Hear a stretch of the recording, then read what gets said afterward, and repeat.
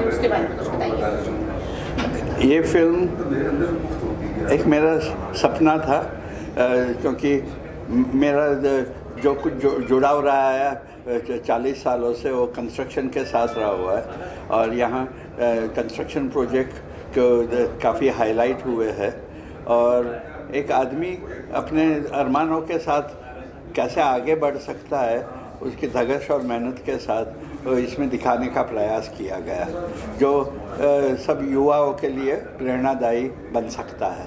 ये हमारा नम्र प्रयास रहा है। सर, मैं ये जानना चाहता हूँ, मुझे ऐसा लग रहा है कि इस फिल्म का टाइटल पहले शायद कुछ और था, क्योंकि बार बार इसमें लिट्टी चोखा का जिक्र हो रहा था। शायद आप लिट्टी चोखा भी कर सकते थे टाइटल।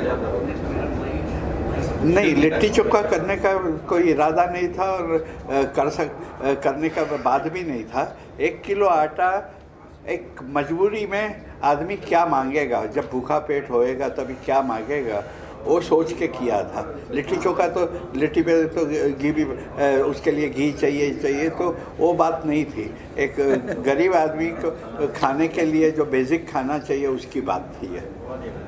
जी, आपके साथ जो गबरू जवान बैठे हुए उनके बारे में कुछ बताइए। इसने पहले मेरे साथ बिछिया में भी काम किया और दूसरी 1-2 फिल्म में काम का देखा। उसके बाद मुझे लगा कि ये बराबर ये रोल के लिए फिट बैठेगा। कईयों का कहना था नया चेहरा है, तो मैंने बोला नया होगा वही पुराना होएगा, पुराना और पुराना हो जाता है। बताइए कुछ, सबसे पहले इस फिल्म के बारे में बताइए। ये फिल्म एक युवक की ऐसी कहानी है जो कि किसी के अंदर रह के और नौकरी या नौकर नहीं बनना चाहता। वो आत्मनिर्भर बनना चाहता है, चाहे छोटा काम हो। सपने उसके बड़े हैं, लेकिन छोटे से शुरुआत करके बड़ा बना जा सकता है। इस फिल्म से ये मैसेज है। फिल्म में अंजना जी है, उनके साथ कैसा एक्सपीरियंस रहा है? बहुत अच्छा एक्सपीरियंस है। इससे पहले हम लोग साथ में अंजना जी के बिछिया कर चुके हैं, तो वो बहुत ही कंफर्टेबल रहता है उनके साथ। उनके साथ आप गाने भी कर रहे हैं, रोमांस भी कर रहे हैं, उसके बारे में कुछ बताइए। ये थोड़ा सा चैलेंजिंग था, क्योंकि बिछिया फिल्म में हम लोगों ने भाई बहन का किरदार किया था साथ में अंजना जी के साथ, तो था थोड़ा सा अलग लगा, लेकिन बहुत ही अच्छा है। एक्चुअली क्या होता है कि 2 आर्टिस्टों में मतलब अंडरस्टैंडिंग होती है तो चीज़ें आसान हो जाती हैं, तो बहुत अच्छा रहा। दीपक सर आपको मौका दे रहे हैं, उनके बारे में क्या? मैं हमेशा कहता रहता हूँ, जो भी पूछता है, जैसा कि आपने पूछा कि दीपक सर क्या है कि मुझे मौका दिए, लेकिन इंडस्ट्री में हर उस आदमी को मौका देना चाहते हैं या दे भी चुके हैं जिनमें पोटेंशियल इनको दिखता है कि नहीं ये कर सकता है। और बाकी बाबूजी बता सकते हैं कि मैं इनके विश्वास पे खरा उतरा कि नहीं। बॉक्स ऑफिस बताएगी वो। ये काम अच्छा किया है तुमने। हाँ। बिल्कुल बाबूजी। कब तक रिलीजिंग की प्लानिंग है दीपक सर?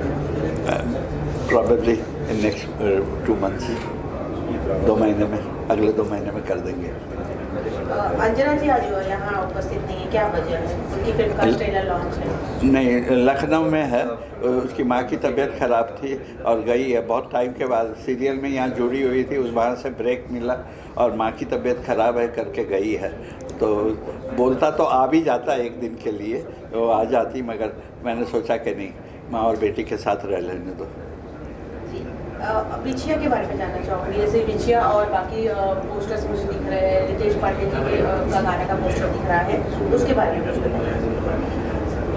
ये पिछले 8 सालों में मैंने कई फिल्में बनाई है और कई अलग अलग हीरो को लेके बनाई है। तो ये पोस्टर इसलिए बना के रखा है कि याद आता रहे कि क्या क्या मेरी जर्नी कैसी रही है फिल्म लाइन में। और इतना कर चुके हैं और इतना करना है। देखो, ऊपर वाले ने चाहा तो इससे भी ज़्यादा करेंगे। हाँ। अपकमिंग प्रोजेक्ट्स क्या क्या है, किस पे काम कर रहे हैं, क्या क्या शूट पे जाने वाली है फिल्म, कुछ बताइए। फिलहाल नहीं सोचा है अभी, सोचेंगे अभी। ये ज़रा 5 फिल्म पोस्ट प्रोडक्शन में है, उसका ज़रा आगे बढ़ जाए, उसके बाद प्लानिंग करेंगे। अभी जो फिल्म शूट हो चुकी है उसके ऊपर ही काम चल रहा है। Thank you sir. Thank you Dev sir. आपका फिल्म का ट्रेलर देखा हमने, काफ़ी सूट बूट में दिख रहे हैं आप, बताइए। बिल्कुल, और सूट बूट में इसलिए दिख रहा हूँ कि कंपनी का मालिक हूँ और जिस हिसाब का कैरेक्टर है उस हिसाब के गेटअप है, उस हिसाब के कपड़े हैं, तो सूट बूट में पहनकर सूट बूट के हिसाब की अपनी सब जितना हो सकता है सूट बूट की इज्जत रखने के लिए हम उस कैरेक्टर में ढलने की कोशिश किए हैं। तो थोड़ी इंग्लिश भी ज़्यादा बोली इस फिल्म में, और बाकी का तो धीरू सर बताएंगे कि उस सूट बूट में मैं कितना अच्छा लगा हूँ, कितना अच्छा नहीं लगा हूँ, ये बताएंगे। बताइए धीरू सर। अरे बहुत अच्छा लगा। मेरे तो पसंदीदा एक्टर हैं। मैंने एक फिल्म किया था इनके साथ वचन, हम लोग वचन किए थे और पहली बार फिल्म हम लोग वचन कर रहे थे, तभी एक सीन था, बड़ा कमाल सीन, उसमें उन्होंने इम्प्रोवाइज़ करके 6 मिनट का 1 शॉट इन्होंने किया। पहली बार हम लोग तब कर रहे थे, तभी मुझे बड़ा पसंद आया था और फिर दूसरी बार काम करने का मौका मिला। बहुत अच्छा फिल्म बनी है और बहुत अच्छा इन्होंने किया भी है। कुछ बताइए 1 किलो आटा के बारे में जानना चाहूँगी आपके शब्दों में। देखिए, सबसे पहले 1 किलो आटा एक लड़के की जर्नी है कि कैसे 1 किलो आटा से वो स्टार बनता है या बड़े बिजनेसमैन बनता है। वो एक जर्नी है, संघर्ष की कहानी है। पहले ड्रीम देखता है तो लगता नहीं, सपने देखने से नहीं होता, इसको हकीकत का रूप देना होगा। तो कैसे 1 किलो आटा से बड़ा बिजनेसमैन बनता है, यही स्टोरी है। एक इंस्पायरिंग स्टोरी है, इससे लोग यूथ इंस्पायर्ड होंगे। देव सर, आपसे जानना चाहूँगी, कुछ बताइए अपने शब्दों में इस फिल्म के बारे में। बेसिकली 1 किलो आटा, मैं इतना ही कहूँगा कि जब धीरू जी का फ़ोन आया था मेरे पास कि मैं एक फ़िल्म कर रहा हूँ, तो मैंने पूछा सर नाम क्या फिल्म का, इन्होंने कहा 1 किलो आटा। मैंने पूछा ही नहीं क्या कैरेक्टर है, टाइटल ही इतना यूनिक था, इतना प्यारा यूनिक। अगर भोजपुरी हम कर रहे तो हम सबको लगता है कि क्या अलग कर सकते, तो मैं अपनी बात कर रहा हूँ कि मैं एक ऐसा एक्टर हूँ, मैं चाहता हूँ कि बिल्कुल अलग कहानियों पर काम करूँ। तो जब इन्होंने 1 किलो आटा बोला तो मुझे लगा कुछ तो अलग है, तो मैंने इनको हाँ बोला। फिर मैंने कहा सर मैं सीरियल कर रहा हूँ लेकिन डेट का बोले आप मैं करेंगे, हम लोग मैनेज कर लेंगे, और हुआ ऐसे ही। इन्होंने बहुत कोऑपरेट किया। मैं यहाँ शूटिंग करता था, फिर जाकर सीरियल की शूटिंग करता था। पर 1 किलो आटा की जब मैंने सर से कहानी पूछी तो बोले कि देखिए ये एक ऐसी कहानी है कि आधी, बता दूँ कि रंजन कि आधी फिल्म सपने में है और आधी फिल्म बाद हकीकत है। मेरी जर्नी कहीं ना कहीं इस फिल्म को देख के लगता है, ट्रेलर जब मैंने स्क्रिप्ट पढ़ी तो मुझे भी लगता था कि कहीं ना कहीं जर्नी उस हर वो शख्स के लिए जो एक सपना, एक ख्वाब लेकर शहर आता है कुछ बड़ा करने के लिए। तो जब आप देखेंगी तो इसमें ईशान ने जो किरदार किया है वो बिल्कुल बताता है कि हर आदमी को सपना देखने का हक है, और जब तक सपने आप देखेंगे नहीं तब तक आप कुछ बड़ा कर ही नहीं पाएंगे। तो वो सपना देखता है पर उसका सपना टूटता, फिर वो उस रियल में बहुत मेहनत करता है, कोशिश करता है। क्योंकि मेरा एक मानना था कि जब मैं बहुत पहले जब मैंने सोचा कि मुझे एक्टर बनना है तो लोगों ने काफ़ी मजाक उड़ाया था। तो मुझे बहुत मेरे करीबी जिनसे मैं पढ़ता था उन्होंने एक बात बोली थी जो मेरे जहन में अटक गई थी कि अगर हम ताजमहल का सपना देखेंगे तब जाके एक झोपड़ी खड़ा कर सकते हैं, तब एक घर खड़ा कर सकते हैं। तो ये मेरे जहन में बैठ गया था कि इतनी बड़ी बात इन्होंने बोली और मैं आज तक नहीं भूला। वो लाइन लेकर मैं एक्टर बनने आया था। और हाँ, बाबूजी की थी वो 3 बातें थी कि बहुत, मेरे बाबूजी ने मुझे ये बोला था कि ईमानदारी से जहाँ भी जाना, जिस जगह जाना ईमानदार रहना, झूठ मत बोलना, देर आओगे दुरुस्त आओगे। तो देर आना और दुरुस्त आना बहुत ज़्यादा कोशिश करना, छल कपट में मत रहना। तो मैंने वही कोशिश की है।